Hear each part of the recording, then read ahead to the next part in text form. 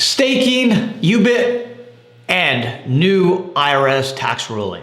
Hey everyone, Adam Bergman here, tax attorney and founder of IRA Financial. In today's video, I'm going to be talking about Notice 2023-14, and finally, the IRS gives guidance on the taxation of cryptocurrency staking.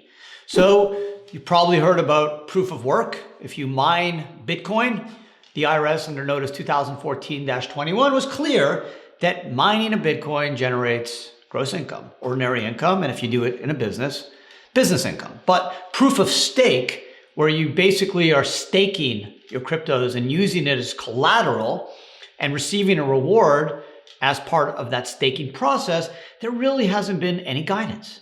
How does the IRS tax it? Can you do it in an IRA? Finally, Notice 2023-14, which came out July 31, 2023, gives us the answer. And the ruling in sum says, hey, once you have dominion and control over the staked crypto, it becomes gross income. Now, dominion and control means essentially after the holding period, when you have control over it, then you have to take it into account as gross income, Section 61, on the value of what you received. Now, it's not when you get the right to that staked reward coin, it's when you have dominion and control, which was somewhat surprising. So, in sum, gross income, if you do it individually, you're going to have to pay tax on what you stake, the value of the coin. If you do it in a business, it's obviously subject to business income. What about an IRA? Well, we know an IRA could purchase cryptos, it's property, as per Notice 2014-21. We know it can now do staking. Technically, it would be gross income to an individual. But IRAs don't pay tax, right? They're not subject to Section 61. They don't file a tax return. So how do you address the issue of staking and taxation in an IRA or 401k? Well, the first thing is if the activity rises to a trade or business, then that activity would be subject to ordinary income, business, and it would be subject to UBIT tax, which could travel as high as 37% in 2023.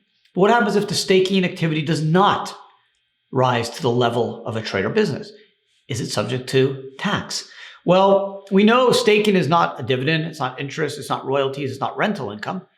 So what is it? Well, it's essentially income, but if it's not business income, how should it be taxed? Well, the words unrelated business income tax, UBIT, connotates that there needs to be a business. The activity needs to rise to a business. Here there's no leverage, so you can't use that issue with leverage and a retirement account and triggering UBIT. So basically, an IRA or 401k would seemingly be able to stake cryptos, liquid or liquid, and receive that reward. And since as long as the activity does not rise to a level of a trade or business, it's not subject to UBIT, and it would not be subject to a tax in the IRA's hands because there's no way the IRA can report the tax. And other than UBIT, there'd be no tax that would be imposed ever on an IRA. So it fits in this kind of like in-between category where it's not a business, it's not a passive activity, it's just income from an activity that's passive in nature, but ordinary income. And based off 2023-14, it would seem that staking, whether it's in a liquid or liquid coin, in an IRA, self-directed IRA or 401k, as long as the activity does not rise to a trade or business, would not be subject to UBIT tax and not be subject to tax. So there you go. I hope you guys enjoyed the video. If you have any questions, comments, leave them below. Thanks for watching, and I'll see everyone again on the next video.